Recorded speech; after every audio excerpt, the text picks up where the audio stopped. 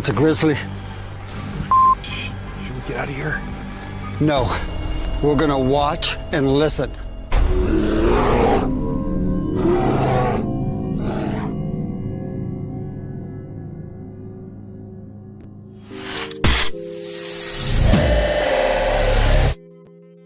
Well, hello there, everybody. Welcome to another edition. Hello there, Sean. Welcome there. Hello there, Gary. Thomas. And happy birthday there, Crystal. Happy birthday. Hope you get feeling better. Hopefully the knee works out and you get back on your feet there. And what we do talking about a truck. Are we going in the ditch already? Hello there, Gene. Nice to see you there. Rebecca, I see you talking about sliding into the ditch. So what do you say about that, Gary? Already talking about that, I see. So yes, interesting. And we also like to welcome another blue-eyed Northern. Welcome. Nice to have you there. So hello there, Justin. How are you doing? Hey, I'm doing all right. Had a nice week off last week and kind of been resting pretty good, and I'm starting to feel good again, so I'm excited. Yes, and welcome, Liana. Round of applause for everybody.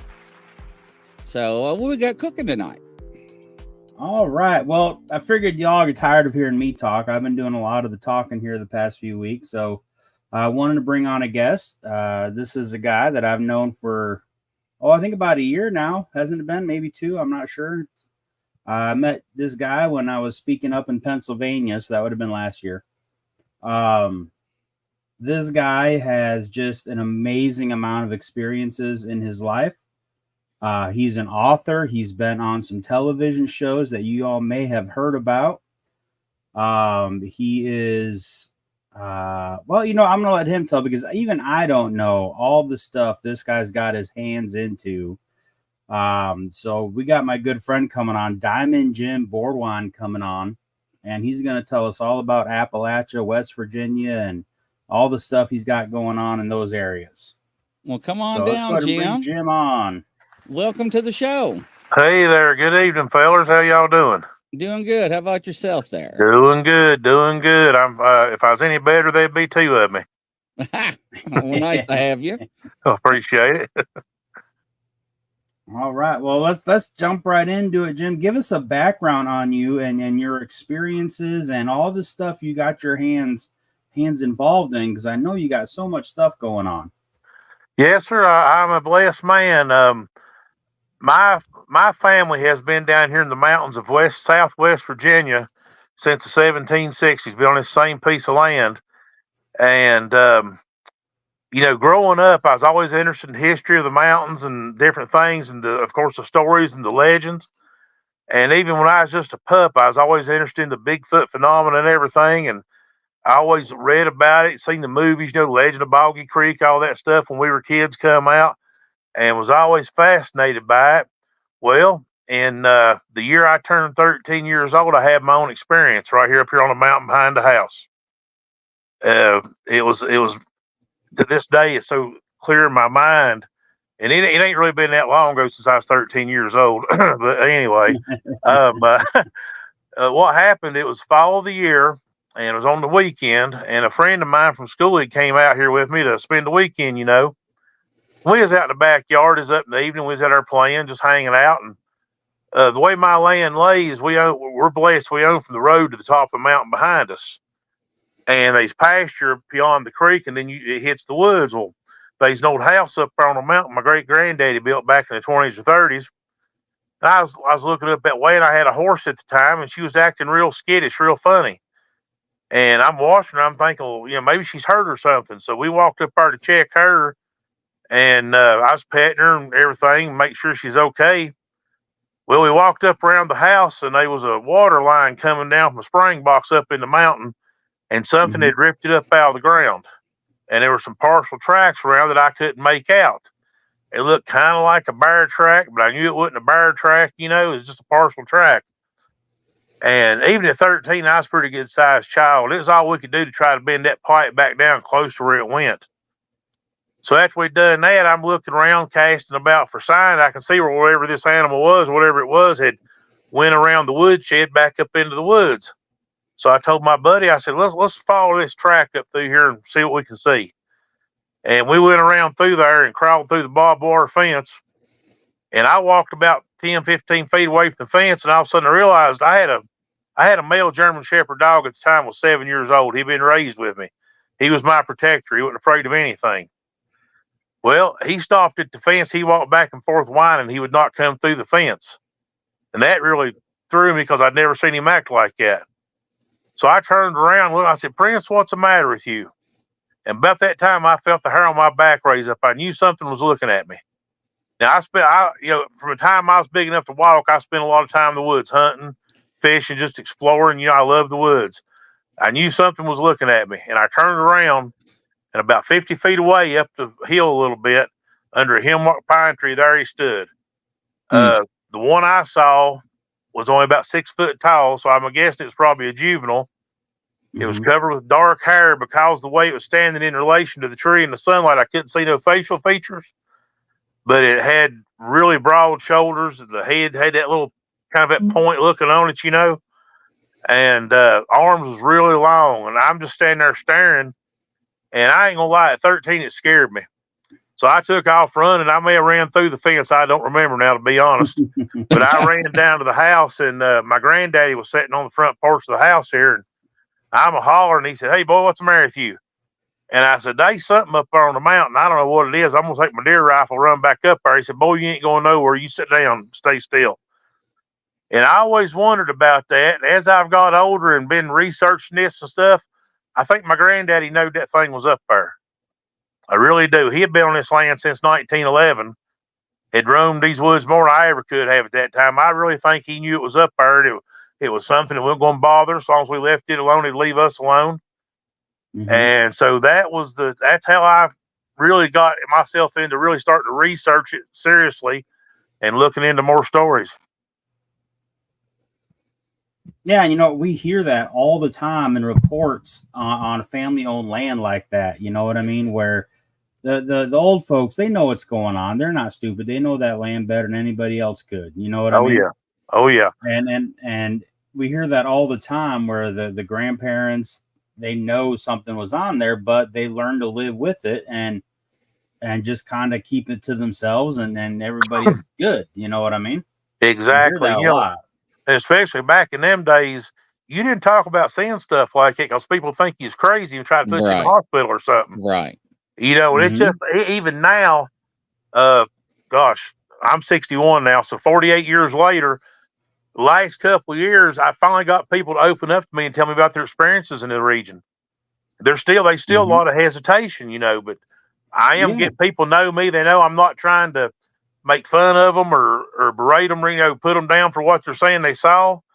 And so I've been lucky. I've uncovered some fantastic stories around here since I've the last several years, doing my research. Yeah, and you don't just look into Bigfoot. I've got your 2 books here. Are these the only 2 books you have, or do you have more? That's the only 2 that's in print so far. My first one is a selection of ghost stories from the area that had never been published before. That is something like I said, something else I was always interested in. I had wanted to do it for years, and the spirit finally gave me a good swift kick a few years ago, got me on a ball and put it together. Well, that kind of turned the dam loose, I guess you could say. Then when I decided about doing the Bigfoot book, I was hearing so many good stories when I was researching the ghost story book. Me and my good friend, Dr. Beverly Zigalansky, we put together, she helped me so much to put that book together. And I'm humbled and proud to say the Bigfoot book is doing really well. We're working on the 2nd volume of it now. More stories that we've been gathering. Good. Nice. I picked those up when I met you up in Pennsylvania at the Forest County Conference. Yes, sir. And I got to be level with you. I just finished reading them. I just got to actually sit down and read them. Because I had them travel. I packed them with me in my bags to travel with so I could read them.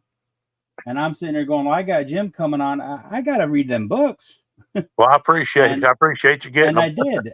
Yeah. And, I really enjoyed them. They were both really good. The ghost stories were great. And a lot of times on our show, we talk about how important the folklore and the stories and the legends of an area is. And you know, we talk about just the stories from the old timers, how much we can learn Oh yeah. of how things were back before the technology came in, and everybody was glued to the TV or their phones all the time. When people would set out on their porch all night long and see stuff, or walking from church or whatnot, you know what I mean?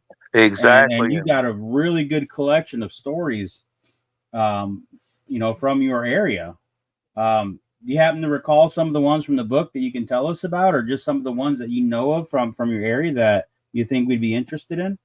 Oh yeah. Well, like I say, from the book of, now in my books, the stories I add in the books, it's either something that happened to me personally or my family, or the Mm-hmm. people whose stories I included. I had to really get to know them. I had to listen to their story and believe that they truly believe they saw what they're describing to me. Because you know Mm-hmm. how it is. We run into people, all of us have run into people who tell you some big story, and you're kind of like, yeah, that's cool. Thanks, you know. But Right, Yep. right. every story in those books, I really got to know the people as people I'd already known for a long time anyway. Mm-hmm. And I really had to truly believe that they believed in what they saw. Because you know yourself, boys, we see a lot of odd stuff out there, but a lot of times we're mistaking what we're seeing. You know, your Mm-hmm. brain plays tricks on you occasionally. You want what you think you're seeing, and it could be something completely different. But there's been too many reputable people have seen this stuff to dismiss it out of hand, you know. And like I say, Right. Yeah. when I was researching my stories, I had to really believe these people's stories for I to include them in the book. So I'll tell you one of my stories if y'all'd like to hear it. Yeah. Back Yeah. in Absolutely. Okay, cool. Back in '95, my daddy was in the VA hospital up in Cincinnati, dying of cancer. And when I found out what was going on, I made several trips up there in a 2 month period before he passed away. And the last trip I took, I found my mother was able to travel, took her with me. And the first day we were there, my dad was, you know, the poor man had went from a average sized man, 6 foot tall, 185 pounds, down to poor fella probably didn't weigh 85 pounds there at the end. And he couldn't talk, you know, so I'm sitting there just holding him all day long. And we spent the night and went back the next day, and daddy went to sleep, and he just never woke up again. And I told the doctor, I said, look, you know, I was raising my kids at the time by myself. I was having to get home to get them and take care of business here. And so I told the doctor, I said, Doc, look, I know the poor man's done for. We've got to get back to Virginia. Just please call me when something happens, you know. So we Mm-hmm. drove home that night, and at the time, I was staying here with my mom to help kind of take care of her through all this, me and the kids. And that next morning, the kids had actually stayed with. They ended up staying with their mother that night. I was divorced, like I say, but I had custody. The kids weren't here; just me and my mom. I heard her get up that next morning, go to work, leave out early, like at 4:15. She was running a convenience store. She had to leave early to go get everything prepared to open. At 5 o'clock, all of a sudden something wakes me up, and I hear footsteps coming out of the back bedroom of my house where my mom and dad would sleep. Come through the hallway by my door, walk through the living room, and go out the back of the kitchen. Now, normally I'm the type of person, if I know I'm in the house alone and I hear footsteps, I'm going to be like Barney. I'm going to have old Ross go up and peeking around the corner, seeing who's in my house walking around. But for Mm-hmm. some reason, it felt natural to me that night. You know, it didn't bother me. It sounded natural. And apparently I dozed back off for a couple minutes because the phone rang at 15 minutes after 5. And I answered the phone, and it was a doctor in Cincinnati. He said, Mr. Bordwine, I'm sorry to tell you this. Your father passed away at 5 o'clock this morning. That's the same time I heard the footsteps in the house. And to the day I pass away, and the good Lord tells me different, I'll believe that's my dad come here one more time before he crossed over. Right. Wow. And I didn't tell nobody that story for a while. And then one night, me and my mother and the kids and some other kin folk was sitting around telling stories like we was talking about Mm-hmm. earlier. And I finally told that story. My mom got the weirdest look on her face. She said, "Are you telling the truth?" I said, "Yes, ma'am. You know I am." And she told me that when my grandfather had died several years before, she was here by herself. She heard him walk through the house. He was in the hospital up in Marion, Virginia. In fact, I was up there with him, and she heard him walk through the house when he passed. So Wow. And that's the house you're in right now? Yes, sir. This is the old family home. This house here ain't Yeah. but 74 years old, but our family, my grandparents built this house, the new house here in 1950. Okay. The old home place was here. They built back in the 20s when they first started building. You know how the old folks would build, just like build it on the ground, Oh yeah. throw it up. Yep. Well, my family was in construction, and well, I ain't gonna lie, they was bootleggers. They was making liquor and sales. So they was doing pretty good for themselves. They ended up having like a 13-room house here, but where the Okay. original house was built so low to the ground, it started getting in bad shape. Mhm. So and all the kids had married off and left, pretty much. They just tore it down and built the house we have here now. So, Okay. And but anything I else still like hear ever stuff since then? I was gonna say anything else happening in that house? I mean, it's got some constantly. history there. Yeah. Constantly. I hear these nights I'm laying here, when I'm here by myself, me and the cat, and I know it ain't the cat doing it, I'll hear like voices in the living room, like a group of people in here talking. And after the first Wow. several times of getting up to see who it was, I realized, hey, don't worry about it. It's family. Um, when when my middle daughter was young, I'm talking 9, 10 years old, she hadn't Mhm. experienced for about a year. She'd like be sitting in a chair here in the living room reading and look up, and there'd be a little boy peeking around the corner at her. Well, as soon as she'd look at him, he'd pull back out of sight. Well, she'd jump up and run there, nobody around. That went on for about a year. We never did figure that one out. Hmm. And then my youngest daughter, I was in her bedroom upstairs when she was a teenager, and several times she would look at the door, and there'd be a young blonde-headed girl standing there looking at her. Oh, wow. And she didn't have any kids at the time, and she had a friend here, bless his heart, would come by and visit us. He got so scared he wouldn't even go up there by himself after that. If my daughter wasn't there, he wouldn't even come in the house because he saw it too. Wow. And come to find out, when my daughter finally had her daughter, she said, that's who I was seeing standing at that door looking at me. Just some wild Was stuff, I hear people was your talk. granddaughter? My oldest granddaughter, yes, sir. Wow. Okay. That this was my daughter's 30. What year is this? She's 34 now, and she was like Mhm. 15 or 16 when she was seeing, I guess, who was going to become my granddaughter, standing there at the door looking at her. Wow, I've never heard it run that direction before. I was going to ask you if there was family story about who it would have been. I've never heard it run on the Ford side. That's the one time that I've ever heard it myself. It surprised me, believe me. Grizzly, you ever hear that one? No. But our family, talking to my grandmother, I was lucky enough to know one of my great grandmothers. Mm-hmm. They all seem to be a little sensitive, a little more sensitive than your average person to things. Okay. And the stories they would tell me, and today, some people, they wouldn't believe it if it was standing right there in front of them. They won't believe it. Their mind Right. just won't accept it. But I think if you're actually open-minded and give some of this stuff a chance, now I know, like I say, a lot of times people misunderstand what they see, Mhm. or they hear something, they misinterpret what they're hearing. But there's still that small percentage of stuff that truly cannot be explained. And I've had people say to me, "Oh, there ain't no such thing as ghosts." I said, "Well, do you believe in the Bible?" "Yes." I said, "Look in the New Testament. When they crucified the Lord, they said that there was an earthquake in the town. It tore the veil in the temple, and there was dead saints seen walking around the streets. If that ain't Yep. ghosts or something, I don't know what is." Right. They never talk about that story, do they? Exactly. It was zombie saints or ghost saints like attacking Jerusalem is what it was. Exactly. But I've been blessed to learn so many stories in this area. Um, Mm-hmm.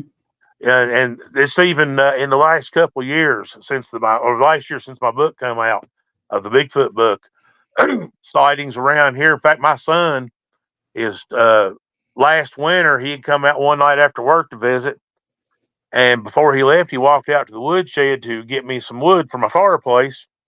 Mm-hmm. When he come back in, he had kind of a strange look on his face. I said, "What's the matter, buddy?"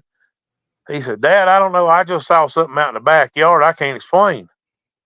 I said, "Well, what'd you see?" He said, "I don't know." He said, "But it was really tall. It was on two legs." And he said, when the light off his light touched it, it jumped about 15, 20 feet, landed in the creek bed. And then it took off running up through the pasture back up in the mountain toward the direction where I saw what I saw years ago. And I said, well, I told you he was still around. You know, I still hear him occasionally and know he's feeling around here. Well, a Right. few nights after that, him and a friend of his from work come out to visit me. Same deal. Before they left, they went out to the woodshed to bring me some firewood in. It's a cold night. When they come inside, my son's friend said, Mr. Bordwine, I don't know what's over there on the mountain. He said, but it was a moonlight night that night. You could see real good. He said he saw something walking through the pasture over there. It had been about 100, 125 yards away from the house. He said it was really tall on two legs and had kind of a pointed head. And he saw it walking in the moonlight through the pasture over there. Mm. So they're still around. Yeah. Well, and not just on your land, but all over the area. Tell us a little bit about Saltville and the history of that and the whole area, because you got a real special area there on top of just your property. Is the whole region. Oh, goodness. Yeah. This is such a unique area. We're so blessed. The closest town to me, which is called Saltville, very small town, ain't got about like a 1,700 population. But because of the huge body of salt in the ground underneath it, it's got an amazing history. It's known as one of the oldest sites in North America for human habitation. Where back during the Ice Age, there was actually saltwater springs running out of the hills over there in the town, and there was a saltwater lake in the valley. Well, the water there is so highly concentrated, the big animals like the mammoth and the mastodon, stuff like that, they could smell it from miles away. And they was coming in here to lick up the salt from around the edge of the lake where the water evaporated. And the hunters that followed them in there, even then, man knew how important salt was. And they stayed there and they started trading salt to other tribes. And that went on for thousands of years. They become a very rich trade kingdom here. And I've always invite people, you ever get to come to Saltville, we've got a great museum, and they've got Indian relics over there, like they certain types of shells that the natives considered very valuable. They wore on their necklaces. We've got those type of shells. The closest place they naturally occur is down around Charleston, South Carolina. They was carried that far inland for trade. They certain types of flint that they made their points and tools out of that come from as far away as over Kentucky and Arkansas. But they was coming here trading for that stuff. And like I said, that went on for thousands of years. Well, in the year 1567, there were Spanish soldiers running around through the Carolinas and stuff looking for precious gems, precious metals and stuff. They had a camp down in Morganton, North Carolina, and they if y'all have ever read about the Spanish soldiers at that time, they wasn't always the nicest to the local inhabitants. Well, the big chief up here at the time, the village was called Maniatique. He heard about these beardy faced strangers running around down there in the mountains. Now y'all got to remember, the natives didn't have facial hair like me and these fellers here. You know, what little bit of whiskers would come out, they'd pluck them out with bone tweezers. So seeing men with full beards like that through them, they didn't know what they was. They thought they were like gods, pretty much, or something special. Well, they got tired of being treated so dirty by the Spaniards. And the big chief up here at Maniatique sent word down to him. He said, if y'all don't get out of my mountains, I'm going to come down there and kill every one of you and eat you and your dogs. And that's a big insult to threaten to kill somebody and eat them, So the Spanish captain said he couldn't put up that kind of insolence. He bought like 15 or 16 of his soldiers and marched on the village.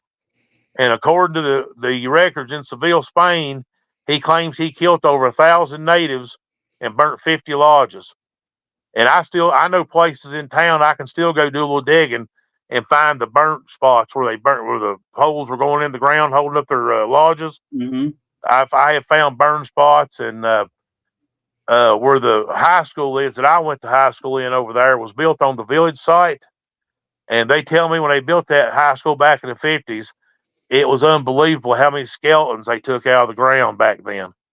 Wow. Yeah, but back then they didn't have the archaeological laws like we have today, and a lot of them were probably thrown away, just hauled off and thrown away. But it's amazing. In fact, in one of the Saltville history books, they found a cave. There's a cave over there behind the Madam Russell Church. That's another good story. Madam Russell was Patrick Henry's sister. She lived here in Saltville. There's a cave up behind the hill there where her house was, and they said back in the 30s they found 2 native skeletons in it. Said the male skeleton was over 7 feet tall, and the female skeleton was a mature female. They could tell by the bone structure, but she wasn't even 4 feet tall. Wow. So there you go, getting Wow. into giants they find, they was finding back in the old days. And Yeah. I think I found that man's hammerstone one time. Now, for y'all out there that don't know what a hammerstone is, a hammerstone was a small round rock the natives would use is to fit their hand good, and they'd use it to like hammer stuff in, and they would use it to smooth the stone axes to kind of sharpen them. I Mhm. found one, the biggest I ever found. It's about 10 inches in diameter, so it took a big hand to hold that one. So there was a Oh, mighty big yeah. native running around back here at one time. My Wow. goodness. Then, And like the I say, history from there just keeps going with that area, doesn't it? oh yes, sir. The valley laid empty till about 1750. There was hunters passed through. Daniel Boone passed through here at one time. Um, the first settlers moved back here in 1750, and at that time the lake was gone. They didn't realize there was salt here. They moved in here for the land itself and the river and the timber, all the good timber and everything. They was actually Mhm. shipping salt here from Williamsburg, Virginia, by wagon. And one of the early settlers found one of the saltwater springs there running, still running. And of course, the old light went off. They realized they started producing their own salt here. So that started up again in the late 1790s. And that became a huge business all through the late 1700s up into the 1800s. When the war between the states started after the first few months, we were the only major salt producer left in the South. We was producing salt for all the southern states and all the armies we had in the field. Now the Yankees figured if they could stop the salt being made, they could end the war sooner. Because without salt to preserve food, you can't feed your people. And Mhm. if any of y'all don't realize how salt was preserved food, you got to remember there was no electricity, there was no refrigeration back in them days, Right. and we're too far south, depend on the winter weather to stay cold enough to freeze meat through the winter. So man discovered a long time ago if you salt that meat down properly to keep it from spoiling. And to show you how good salt is at preserving meat, there's a ham up in Smithville, Virginia. It's 120 years old. They say you can still eat. But that was salt was Wow. the main thing. They were producing salt. Uh, there were several battles fought in Southwest Virginia and Upper East Tennessee where they was trying to get in here to the salt works. Mhm. They finally managed to get in here in October of 1864. 6,000 Yankee troops attacked the town. All we had were 1,000 old men and boys there at first to defend it. One of my great granddaddies was 16 years old at that fight. Now it was a bad fight, but some of the regular troops managed to get into town, help them push them out of the valley that night. Yankee commander left his wounded on the field. He took off back across the mountain into Kentucky. Now they came back that same year in December with more troops than Stoneman's cavalry. They captured the town and they tried to destroy anything they could that pertained to salt making. And they wrote in the reports, they said, "We've completely destroyed it. They'll never make salt there again." Well, they was back in full production in 3 weeks. Wow. Now, here's something I like. Here's a little point I like, especially when I'm doing education days, to get folks to understand just how important salt was in them days. In the 1860s, your average working man here in the mountains was probably a farmer. If he had Mhm. a good year, the weather cooperated, everything went his way, he might make $200, $250 a year. Now, $250 a year back in them days wasn't bad money. You wasn't living in a mansion, but you wasn't sleeping in a holler log neither. You was doing okay for yourself. In Mhm. 1864, that 1 year alone, even though we fought 2 battles trying to keep them scoundrels out of there, we sold over $100 million worth of salt that year. And that's $1864. Wow. So me and my son ciphered that out here a while back. It was equal to like, I think 1.6 billion in today's money. Right. So I mean, how many Yeah, places because can salt. say a business there? Yeah, selling salt. So how Yeah, many? salt was more precious than gold back then, for sure. I mean, Oh salt yes, was. sir. Yeah, in fact, there was a time in history it cost you an ounce of gold to buy an ounce of salt. Yep. So Oh, they used to it's do that amazing on the how salt ships. has helped Mhm. form our civilization and affect our civilization and everything. Yep. So, but So that's one of the reasons basically, I I mean, think that that's why I think there's so much paranormal activity around here between the right. natives fighting, between the battles took place here during the war, and then on Christmas Eve, 1924, there was a dam break down here on town, drowned 20 people. There's been a lot of, there's been some tragedy here. And Mhm. I truly believe that leaves an echo or whatever you want to call it of those people. And I think that's one of the reasons there's so much activity around here. Absolutely. And that was my whole point of getting you going on that was there's so much rich history and conflict and just life happening in that area, all revolving around the salt mines, Oh, yes, sir. that there has to be all kinds of stuff, whether it's echoes, like you said, or just kind of the energies left behind or whatever. There's got to be all kinds of stuff going on in that area. I mean, if somebody told me there wasn't, I'd have to call them a liar. You know what I mean? There just has to be. Yes, sir. There's a lot goes on here between the Bigfoot sightings. And like I say, I've just told you a couple of my own stories, but I've picked up so many stories around here. People are opening up to me and telling me their stories now. Thank goodness. In fact, me and Dr. Zielinski is working on I may have mentioned this, we're working on another book with more stories. Sure. Got pictures coming. I've got a good friend over in the edge of Kentucky. His game camera picked up some pictures that are very interesting. I think people will like to see in the book. So I'm looking forward to getting that one out. We're working on it now. Even UFO sightings in this area has been something. Back in the 80s, for a few years, I got out of construction, was working for a defense contractor. Okay. One night I had went outside to roll the windows up in my truck before I went to bed, just in case it rained or, coon get in there or something. And out of habit, I'm always looking at the sky. Well, that night I happened to look up and there was a triangular craft flying over my house really slow, heading towards Saltville, which is a few miles east of me. And I stopped and looked at it because, for one thing, either it was really big or flying low. I couldn't tell how far away it was because it's dark, Sure. But it was not making any noise. That's what really got my attention.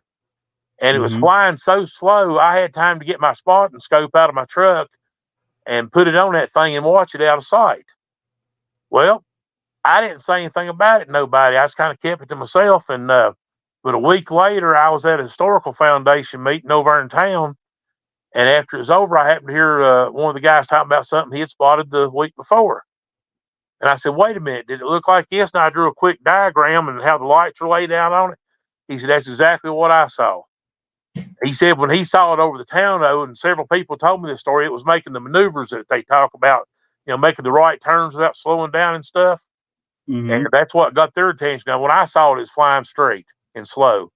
But he asked me, he said, do you mind if I use your story to corroborate my story? I said, no, I don't mind. Well, one of the biggest newspapers in our area would come from Bristol, Virginia / Tennessee, the Bristol Herald Courier. Well, the next day the paper come out. There was our story on the front page, had mine and his name listed, and a lot of people had called in seeing this thing flying around here. Well, like I said, I was working for a defense contractor. When the newspaper came out that day, they called me to the front office, and the top 4 or 5 men in the place there was questioning me about what I saw. And which I didn't mind telling them, I told them what I saw. And I really thought maybe at the time, it was a military aircraft. They was testing because military flies through here a lot, practicing flying under radar, flying through these mountains. So I see all kinds of military planes here all the time. I just figured when I saw it, it's some new military something they was playing with. But my friend that asked me to corroborate his story, he got a call from a colonel up at Langley Air Force Base. And I don't know what the guy said to him, but it shook him up so bad he'd never talk about it again. Oh, my. Yes, sir. In fact, I saw the same craft a few years later. My oldest daughter was with me that night. We was coming home from the store or something, and we saw it hovering up on this mountain in front of the house. And I told her, I said, look up there, Jesse. That's what I saw several years ago. And when we watched it for a while and then come on home. And when I got home, I called my buddy. I said, hey, guess what I just saw? And he said, I don't want to know. And he hung up on me. Oh. He did not want to talk about that light up there. So there's been a lot of strange stuff in this country. It really has. Oh yeah. There's just nothing like it, though, is it, being up in the mountains and just, I don't know, man. I've been all over this country and in a few other countries, and this ain't nothing like the mountains, man. Whether it's the Gatlinburg Smoky Mountains, where the West Virginia mountains by you, or Harlan, where my fiance is at, there's just something about in the mountains, man. That's fact. Once you get these mountains in your blood, there ain't no getting them out, brother. I'll tell you. No, it's true. And the stuff that goes on there, people don't realize. I think they're starting to realize. Yeah. Like, Well, it's like I how said, the much younger happens? generations are not afraid to talk about it anymore. You Right. know, so it's great. You know, and something I forgot to mention. Um, a few weeks after we had our sightings here of that triangular craft, they Hmm. had a rash of sightings up in Wytheville, Virginia, which is like our northeast of me. And Right. Unsolved Mysteries did an episode about the sightings in Wytheville, Virginia. In Withville. Nice. Yes, sir. And Well, even speaking if about where we're, you're, I'm sorry, go ahead, Justin. I would say, even looking at the Small Town Monsters did the series on the Chestnut Ridge, which is part of Appalachia, and it just all through the mountains. It just seems to be a hotbed from ghost stories, right, to UFOs is huge. Yes, You know, people yes, don't sir. think about that. Bigfoot, Dogman, all kinds of different types of critters, you know. Yes, sir. But people don't even think about it. Well, I don't think they even realize it. over in your Fancy's part of the country, that was it. Black Mountain, I think's got a lot of weird tales going around about it. Absolutely. I've Absolutely. heard some good stories from over in that country too when I was doing my research. So yeah, Yep. Black Mountain has all kinds of stuff. Jen's been on here before talking about some of the stories attached to Black Mountain, and me and her just talking about putting together a book on the beasts, the monster stories. There's all kinds of critters, Bigfoot, Dogman, lions, just so many things that are being reported out and about in that area. It's amazing. yep. Well, I'd like to see y'all do it. I mean, heck, if I can do it, anybody can. Right? That's kind of what inspired me a little bit. I was reading your book and I called up Jen. I said, we need to do this. Like I can sit down and do this. I got no problem with that. I can make it work. I got a little bit of free time on my hands nowadays. Awesome. I'd love to see you do it. I want a copy. So, definitely, we'll get there. But that's funny. You mentioned the big cats. Mhm. The official stand by the Game Commission is there's no mountain lions in Virginia or West Virginia, this area.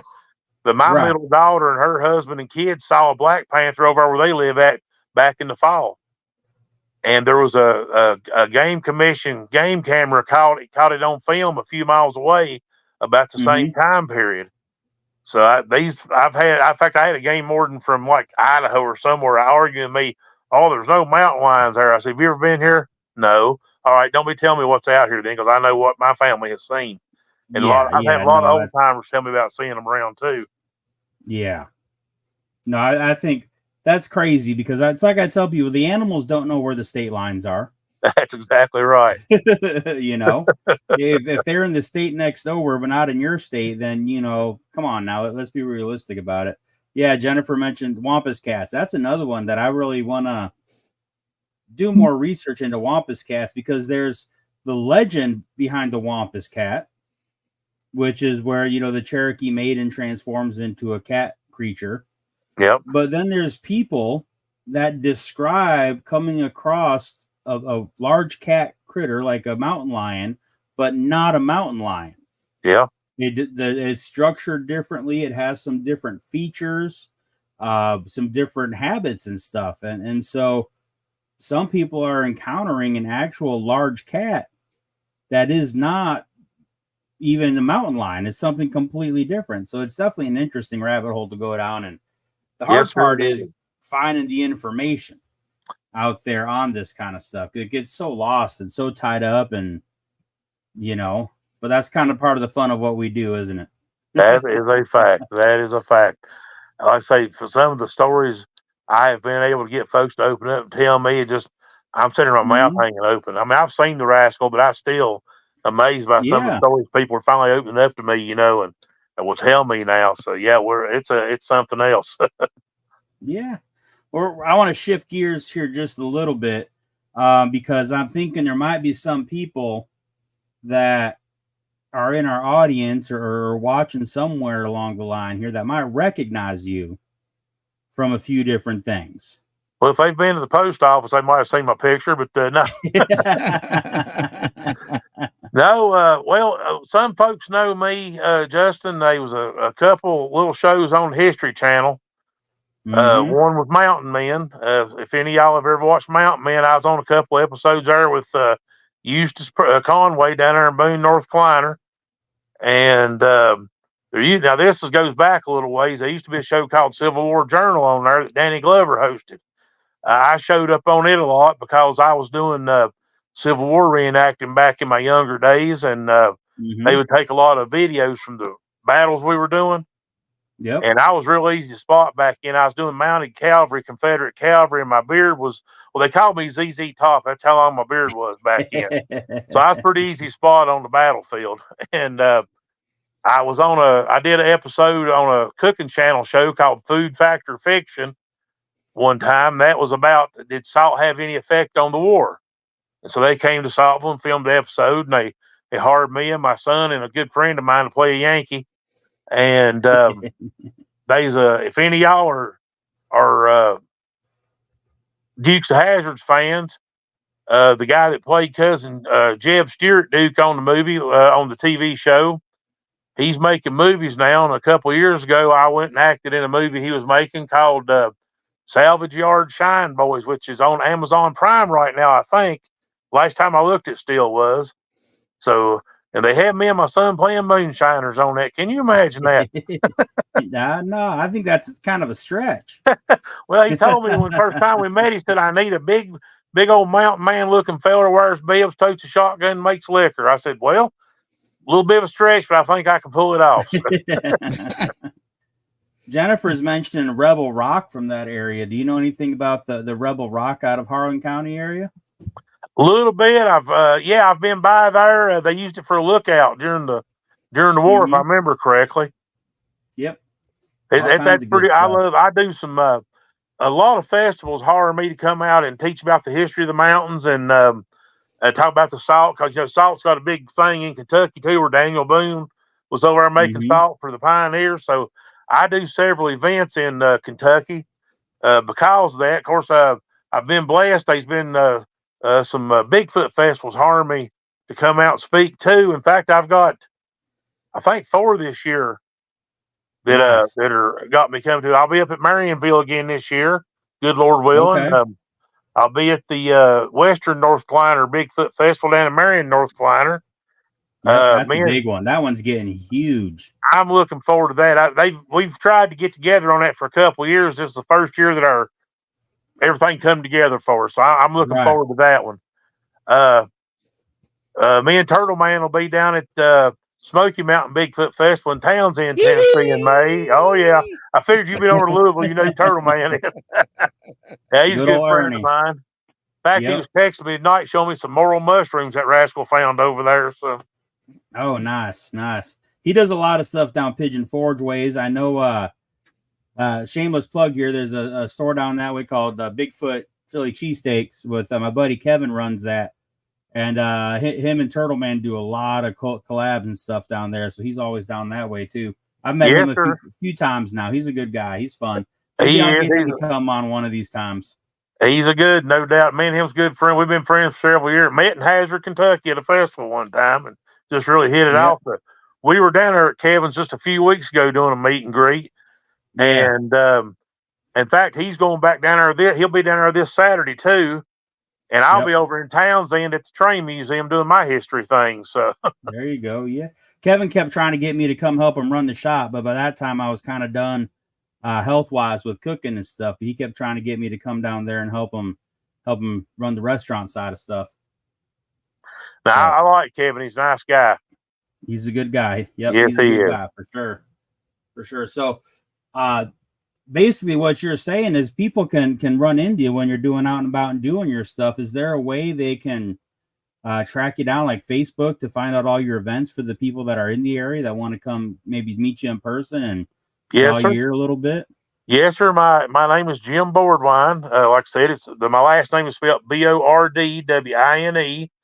If you look me up on Facebook, my profile picture is a picture of me and my son at a festival, and there's Confederate flag embossed over it. Easy to find. Something else I'm a member of on Facebook, you fellas may have heard of, may not have. Have y'all ever heard of a bunch called Hillbillies in the Holler? Oh, I'm on that Facebook group. Yeah. Okay, well, I'm one of the Hillbillies.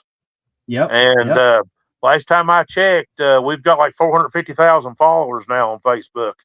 In fact, I'm so surprised when I was down there a few weeks ago with Turtle Man, I met a couple of the guys.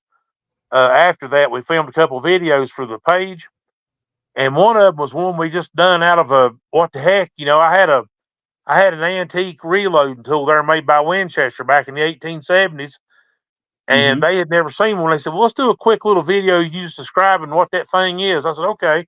I didn't think anybody would pay attention to it. I looked on our days, been 2.9 million views of that video. I couldn't believe it. Wow. Yeah, it blew Wow. my mind. Now, So speaking, anybody out there, if you want some good, clean family comedy, look up yep, Hillbillies in the Holler. they got some good stuff. They're fantastic and a good bunch of guys too, no doubt. Yes, they are. And that's down in Pigeon Forge, right? Is kind of where they're based out of. Yeah, Right. our official address is Booger Town, which is a Booger Town right outside of Pigeon Forge. But I tell them Booger I Town live. Road. Yes, sir. Yes, sir. You know where it's at. And Yep. of course, I tell them I live in the Poor Valley end of Booger Town because Poor Valley is the name of the little area I live in here. So, they're good folks. Like I say, it's good. It's good, clean family stuff. If you ever hear of us being somewhere, I tell people this kind of comedy we do. You wouldn't be afraid to bring your grandma or your youngins to come out and hear us because it's good, clean family stuff. Yep, that's the good stuff. Now, I want to bring that up because in your book you talk about finding, not you, but might have been you. Somebody found Bigfoot tracks down there along the river in Pigeon Forge. Yes, sir. That And was there was some that was one of the pictures. hillbillies, in fact. Yes, sir. Right. That's such a great story. People think about. I always think you got to be out in the wilderness to see Bigfoot. Mm-hmm. No, sir. He goes to Pigeon Forge too. Apparently, these two friends of mine that's in the story there, they were working for the Hatfield and McCoy Dinner Theater several years ago. And if you're familiar, I know you're familiar with that area, Justin. There's a patch of woods there along the river behind it. Yep. Well, they had a place back there in the woods where it had a little depth to it. On hot days, they'd go out there and go swimming in the creek to cool off, for the between shows. Mm-hmm. But one day, Boo Boo was telling me this. He said they was going out there, and the other guy was a little bit ahead of him. Said the guy got into the clearing next to the creek. Said, "Holy cow, come here and look at this." And he got up there, and they found fresh tracks in the sand on the little bar there beside the creek. And there's pictures of them in the book, in fact. And the Boo Boo told me that he weighed about 250 pounds. When he stood on the sand next to the track, it barely made an indentation. And these tracks, he said, were about an inch or so deep. So whatever made them tracks was big. Yeah. And if I remember correctly, he said they were 6 or 7 feet apart. Trying to see if I can pull them up here, if we can even see them. I don't know if they'll show up on the video or not, but there you go. Yep. But they tracked that thing to the edge of the woods and decided they didn't want to go no farther. Right, I can understand that. And that's right there. Like, if you guys know Pigeon Forge at all, that is busy. Oh, yeah. Busy area, right? And so, but it shuts down 10 o'clock at night. Everything's closed. You might have some cars traveling up and down the road, but there might be only 1 or 2 businesses still open, like a restaurant with a bar kind of a thing. But other than that, it's shut down. So, and the water, the river right there, the Little Pigeon Forge, I mean, that's connected all the way up into the mountains. Yep. And so with anybody studying Bigfoot, one of the things that we've come to believe is that they use those waterways for transportation, for walking, because they can hide better. They have the trees, they have the banks where they can kind of get below eye level and stuff like that. So there's no reason to think they couldn't do that, And then we hear lots of stories of these guys like looking through dumpsters and doing the bear thing, right? Where they're going through and trying to find food or whatnot. And in that area, because like you said, the river is behind the main strip. It's behind the shops right there. Yep. So it is a perfect thoroughfare there if somebody wanted to come down and check out the food scraps and whatnot. I mean, I've seen Bear do it more than once. Oh, yeah. Go dumpster hopping, but traveling along the river bottoms there. And I there's a lot of stories coming along of areas like that. I had a lady tell me about Black Panther sightings along the river. A little bit further down in Sevierville, but same river system, but they were traveling along the wild parts along the river there. I would not doubt it for a minute. I would not. Yeah. Now, Justin, I know you lived over in Cosby for a while. Did you ever pick up any tales over in there of any sightings? Oh, absolutely. There was a few instances where I talked to people. I did get a Black Panther sighting out of Cosby off the trailhead up there, where a guy was just getting done hiking, got into his car and was pulling out of the Cosby campground area and had one run across the road in front of him and then turn around and run back. I know I had a friend of mine who was researching back there Cosby campground after I had told him that that'd be a real good area to check out and pointed him to some of the roads back there that I couldn't get to. And they found footprints and they've been followed and stuff like that. And then talking to some of the locals, there is a business up there called the Tennessee Readiness Store, I think it's called. It's basically like a hiking survival store. I've seen that store, yeah. It's a great store. I encourage anybody to stop in there. And I got to talking friends with the lady, and then she started telling me stories that she would hear from some of the locals that were coming in and some of the old timers and stuff that would come in about footprints being found. And then it's just like you said, once people know you're into it and they know you're going to take them serious and not make fun of them, exactly, they'll start opening up. I had a fellow at work telling me his mom was real big into the Bigfoot shows and this and that, but they had a problem last year. Something was coming in and raiding their pumpkins, but it wasn't bears. They said something was scooping out the stuff and you could see where the fingers went through. Oh, wow. It wasn't just like a bear's going to smash it open and eat the guts out. They said this wasn't like that. This was different. And she had firmly believed that it was Bigfoot coming in and getting into her pumpkins. I can believe it. Yeah, so all kinds of stories.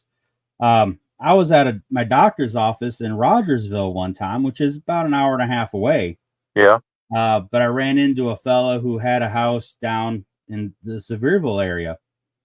And he was telling me one night he had been out on his deck smoking.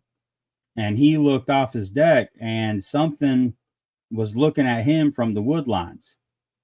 And he said all he saw was the silhouette of it, but he could see it clearly and he could see the eyes.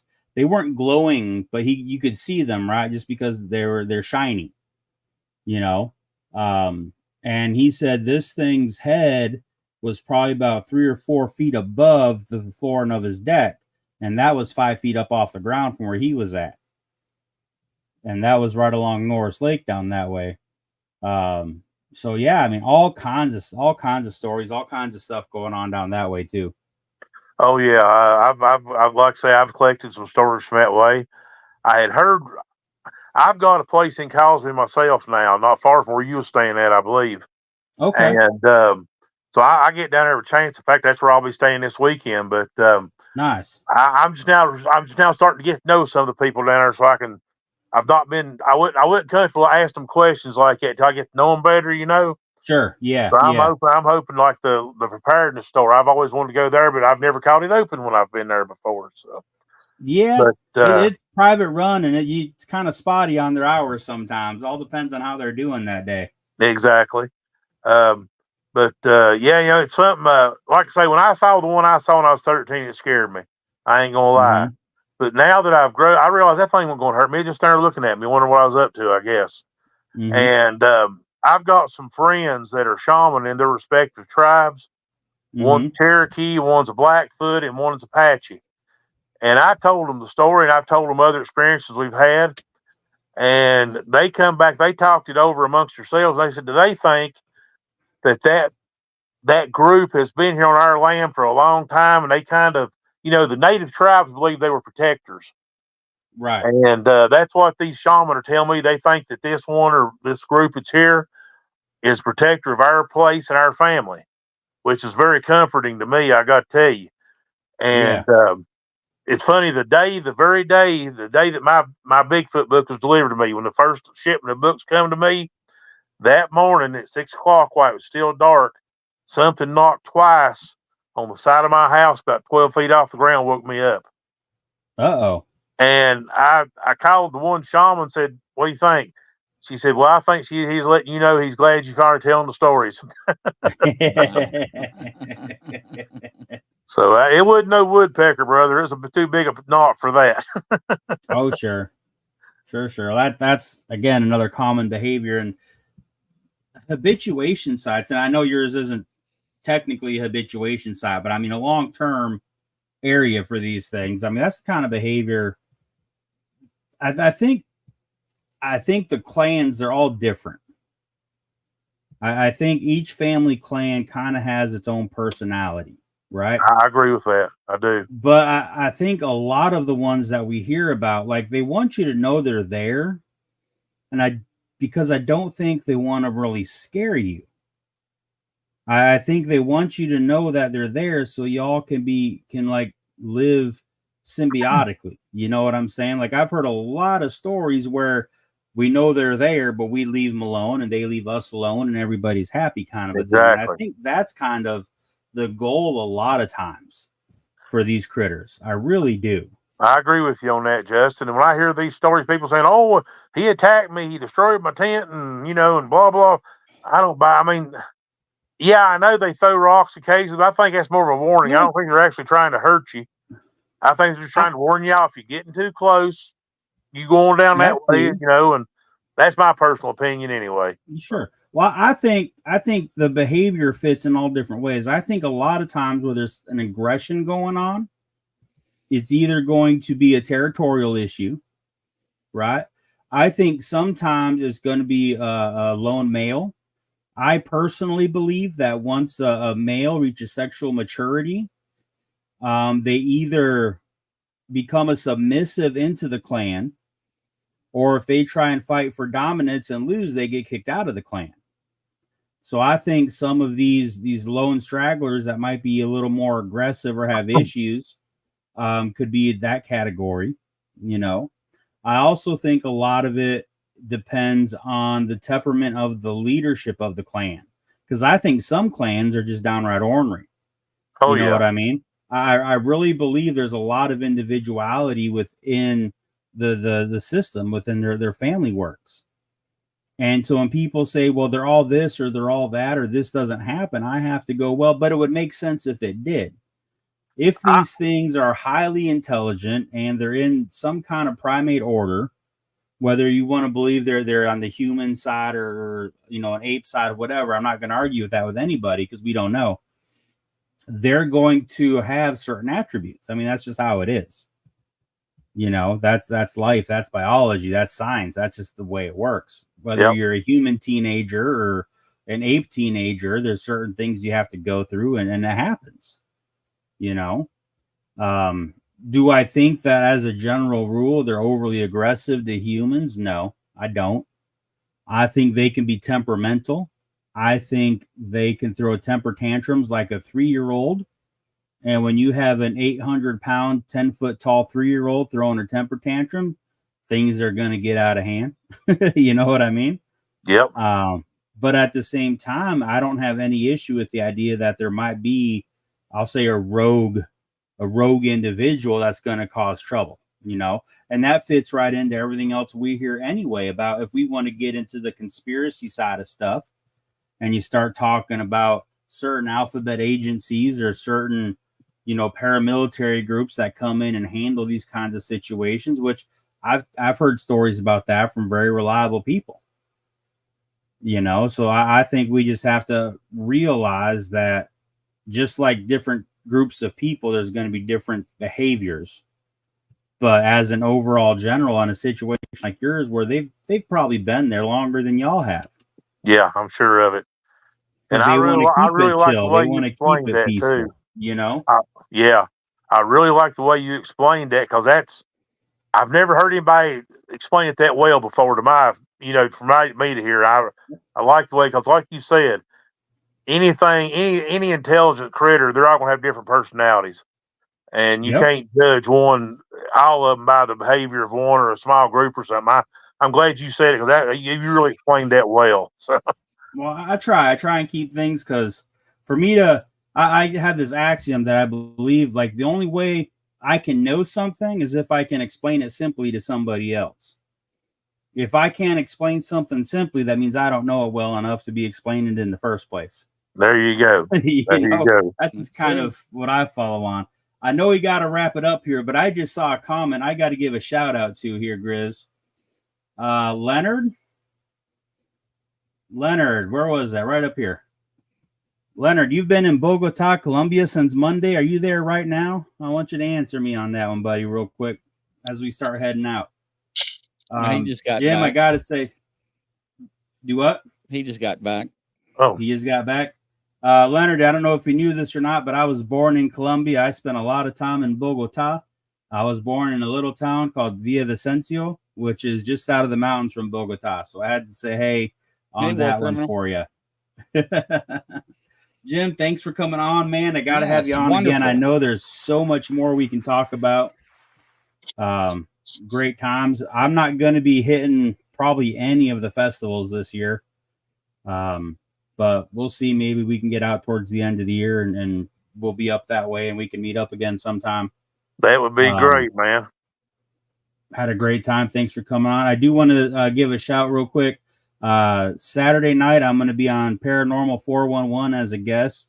David Reagan and Jason Scott invited me to come on. So if y'all want to listen to that, that'd be cool. I have no clue what we're going to talk about because they never tell me and I never ask for something specific. So usually we just shoot from the hip. All right. So awesome. if y'all want to listen to that, come check it out. But that's it. All right. Grizzly, we're good to go, man. Coast to coast around the world. Thank you, Jim. Y'all have a good night. Take care. Thank y'all for having me. Bye-bye. Thank you.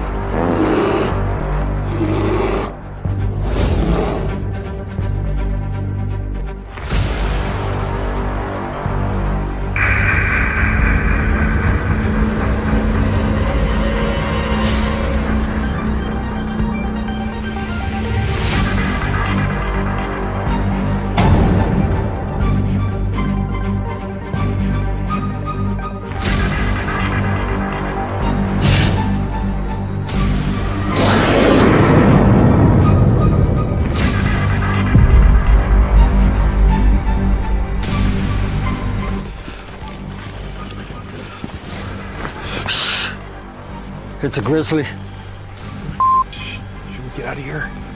No, we're gonna watch and listen.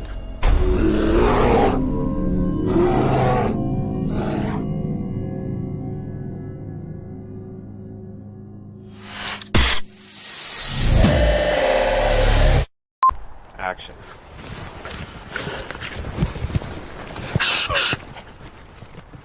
It's a grizzly. Oh, shit, should we run? No. Action.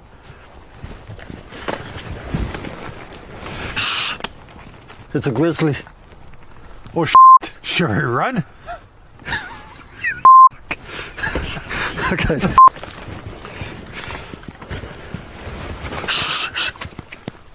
It's a grizzly. Are you sure it's not a chipmunk? Action.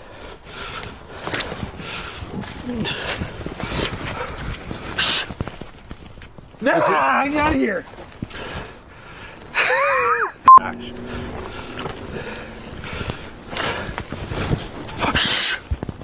It's a grizzly. I'm out of here. Huh. Maybe it is a chipmunk.